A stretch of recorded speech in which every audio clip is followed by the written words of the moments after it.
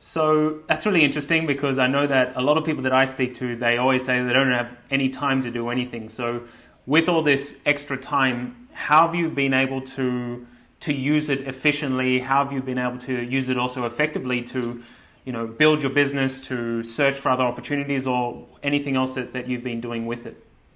Right. So personally, as a freelancer, it's kind of been my way of living to just kind of go with the flow and work whenever I feel like working. And I was always on the job, always traveling. So, and it was kind of this kind of chaotic structure of life. And now that I'm not traveling and I'm just staying home, it's been really important for me to create any form of structure that I can in order to make sure that I'm getting the things I want to get done in a timely manner.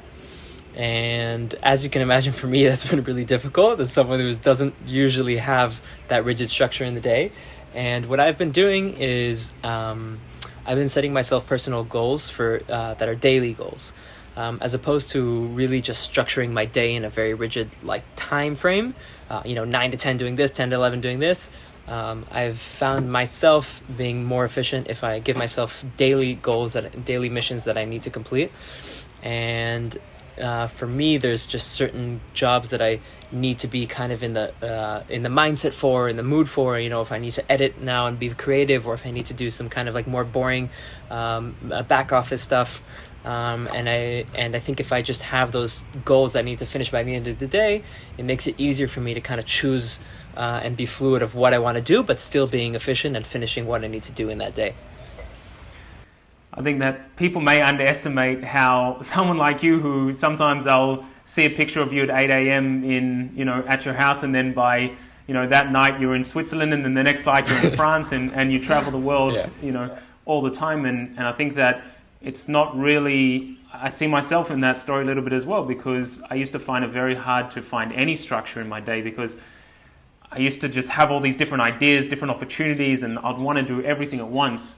And actually, I'm making a little Corona crisis kit, you could call it. And one of the points that I brought up is that chaos loves structure. It needs structure. It actually thrives on it. And so it's really interesting to hear that someone who's such a free spirit like yourself, you found that structuring your day and bringing in this overlying purpose of the day and the mission for the day has helped you so much. So that's really interesting.